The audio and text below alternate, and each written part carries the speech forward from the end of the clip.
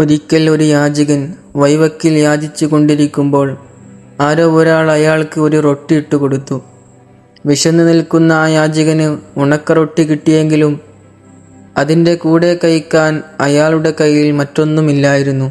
അങ്ങനെ എവിടെന്നെങ്കിലും കുറച്ച് സൂപ്പ് കിട്ടിയെങ്കിൽ അത് കൂട്ടി ഉണക്ക റൊട്ടി കഴിക്കാമല്ലോ എന്ന് അയാൾ ചിന്തിച്ചു. അങ്ങനെ അയാൾ സൂപ്പ് അന്വേഷിച്ച് നടക്കുമ്പോഴാണ് ഒരു സത്രം കണ്ടത്. ആ സത്രത്തിൽ നിന്ന് സൂപ്പിൻ്റെ നല്ല ഗന്ധം പുറത്തേക്ക് വരുന്നുണ്ട്. അയാൾ ആ സത്രത്തിൻ്റെ അടുത്ത് ചെന്നുകൊണ്ട് അവിടുത്തെ നടത്തിപ്പുകാരനെ വിളിച്ചുകൊണ്ട് ചോദിച്ചു, എൻ്റെ റൊട്ടിയിലേക്ക് കൂട്ടാൻ കുറച്ച് സൂപ്പ് തരാമോ?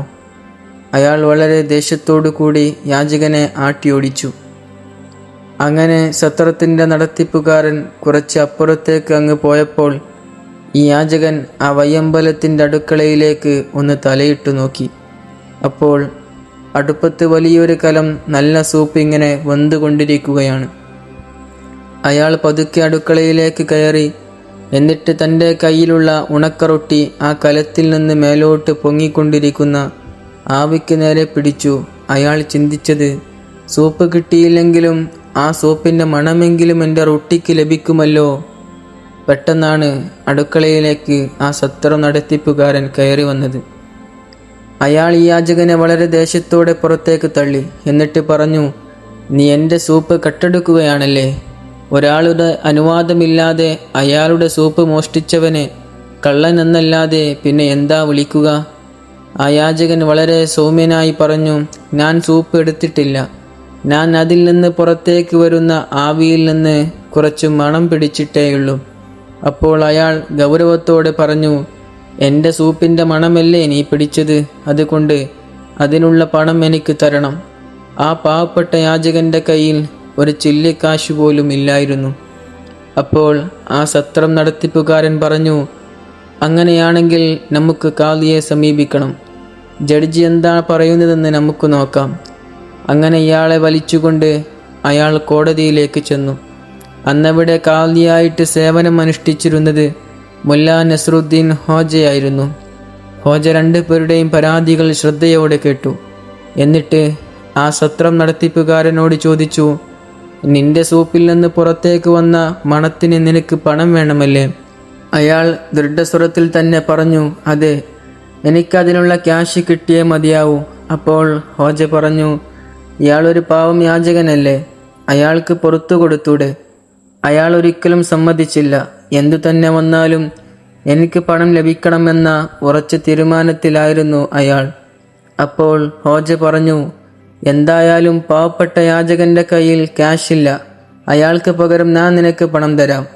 എന്നിട്ട് ഹോജ തൻ്റെ കീശയിൽ നിന്ന് കുറച്ച് നാണയത്തൊട്ടുകളെടുത്ത് അവ നിലത്തേക്കിട്ടു.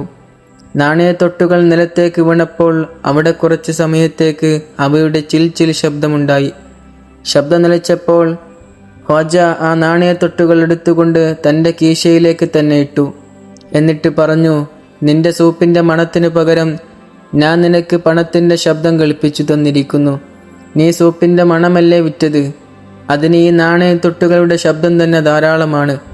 വളരെ നിന്ദനായിക്കൊണ്ട് ആ സത്രം നടത്തിപ്പുകാരൻ കോടതിയിൽ നിന്ന് പുറത്തേക്ക് നടന്നു. ഈ കഥ കേട്ടപ്പോൾ മനസ്സിലേക്ക് വന്ന ഒരു ചിന്ത എന്താണെന്ന് വെച്ചാൽ, നമ്മുടെ ആരാധനകളെക്കുറിച്ച് നമ്മൾ ചിന്തിക്കും, ഇവയെല്ലാം വളരെ മഹത്വമുള്ളതും എന്തു തന്നെ ആയാലും സ്വീകരിക്കപ്പെടുന്നതുമാണ് എന്നൊക്കെ. പ്രപഞ്ചനാഥനായ അള്ളാഹു അവൻ്റെ ഇഷ്ടദാസന്മാരായ ഔലിയാക്കൾക്ക് അവർ ചെയ്ത ആരാധനകൾക്ക് പകരമായിട്ട് ഭൗതിക ലോകത്തും പാരന്ത്രിക ലോകത്തും പല അനുഭൂതികളും അനുഭവങ്ങളും നൽകുന്നുണ്ട് എന്ന് നമുക്കറിയാം. കളങ്കമുള്ള ആരാധനകൾ ചെയ്യുന്നതോടൊപ്പം തന്നെ ആ മഹാരഥന്മാർക്ക് കിട്ടിയതുപോലെയുള്ള അനുഭവങ്ങളും അനുഭൂതികളും നമുക്കും കിട്ടണമെന്ന് നാം ചിന്തിക്കും.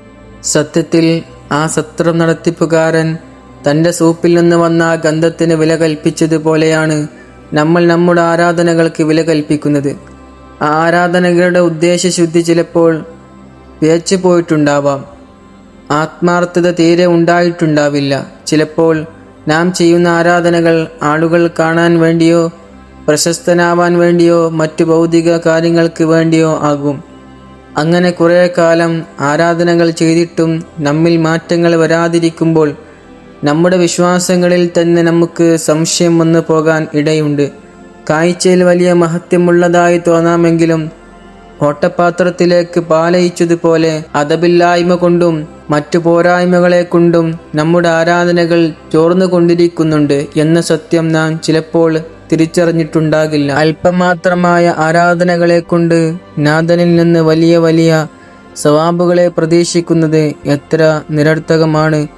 എങ്കിലും നാം ചെയ്യുന്ന ആരാധനകളുടെ കണക്ക് നോക്കിയിട്ടല്ല, അതിൻ്റെ 100 ഇരട്ടി അനുഗ്രഹങ്ങൾ, നിയമത്തുകൾ നമുക്ക് ചെയ്തു തന്നിട്ടുണ്ട്. പക്ഷേ ആ നിയമത്തുകളിലേക്ക് ഒരിക്കൽ പോലും ചെല്ലാൻ നാം നോക്കിയിട്ടുണ്ടാകില്ല. എന്നിട്ടും പിന്നെയും പിന്നെയും കിട്ടാത്ത അനുഗ്രഹങ്ങളെ നോക്കിക്കൊണ്ട് സ്വന്തം ആരാധനകളിൽ മേന്മ നടിക്കുന്നവൻ, അഹംഭാവം നടിക്കുന്നവൻ എത്ര മൂഢനാണ്.